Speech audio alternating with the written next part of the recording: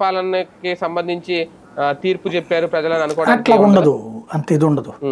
ఇదేమన్నా వీళ్ళకి కనుక పీడిఎఫ్ అభ్యర్థులకు కనుక నెక్ టు నెక్స్ట్ స్టేజ్ వచ్చి ఏ రెండవ ప్రాధాన్య ఓటుతోనో తెలుగుదేశం వాళ్ళు గెలిచారనుకోండి, ఖచ్చితంగా మీరు అన్నట్టు కరెక్ట్ అవుతుంది. అప్పుడు వ్యతిరేకత పెరిగిందనేది.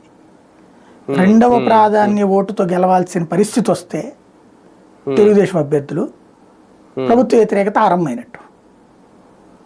తొలి ప్రాధాన్య ఓటుతోనే గెలిచేశారనుకోండి, వ్యతిరేకత పెద్దగా లేనట్టు అక్కడ.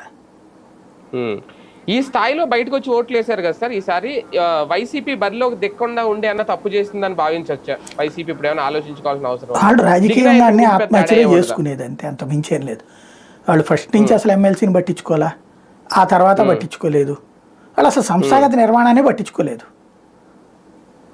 అది అసలు మండల లెక్కలో చూస్తే అది పార్టీ ఉందా లేదా అన్నటువంటి కోణంలో ఉంటుంటుంది అది అంతే. అంటే ఎమ్మెల్సీ స్థానాలు మాకు అవసరం లేదనుకుంటున్నారు. అసలు మండలే మూసేద్దాం అనుకున్నాడు కదా అప్పుడు ఆయన. అవును, అప్పుడు వాళ్ళు ఒప్పుకోలేదు కాబట్టి నడిచింది అంతే.